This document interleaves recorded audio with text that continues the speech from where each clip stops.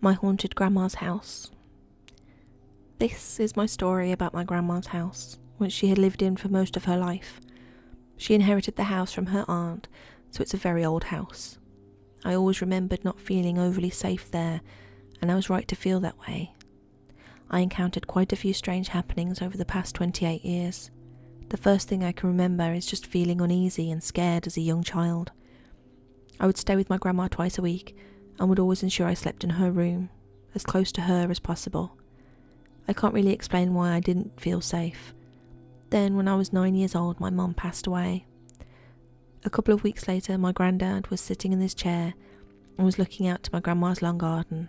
Now, my granddad didn't make things up and would never make this up, but he said he watched my mum walk across the garden in a long green dress. She apparently stopped and smiled at him. She then got out a pack of cigarettes she smoked and pulled the lighter out of the cigarette packet, lit her cigarette and disappeared. The scary thing is, my granddad didn't know she used to keep her lighter in the packet. A couple of weeks later, he sadly passed away. They say you see close relatives when you're about to pass, so I truly believe this is what this was. However, that's not really the scary part. The bit I'm going to tell you next really scared me. When I got to 20 years old, I ended up moving in with my grandma for various reasons. I moved into my granddad's old bedroom. They used to sleep separately when he was alive. It has always been a cold house, but this room was colder than the weather outside. I did everything to make it homely and added my own touch to this old room.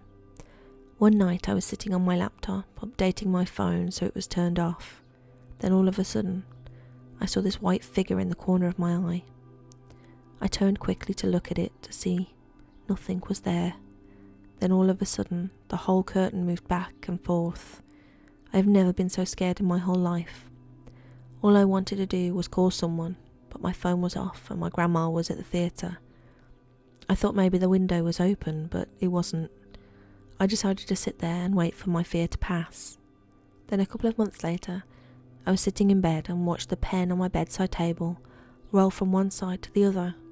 I haven't even touched the pen, so again this freaked me out. But this wasn't the last of it. One night I was getting ready to go out. I was about to leave. Again, my grandma was out, when I could hear the clearest footsteps in the kitchen.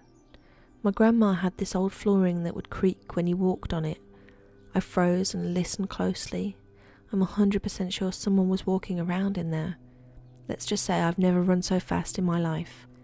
Another time, I heard a massive bang in the bathroom. I ran in to see what the noise was and thought maybe my grandma had fallen. When I walked into the bathroom, a shampoo bottle had fallen into the bath, but was standing straight up. I know that bottle wasn't in there because it wasn't long since I had left the bathroom.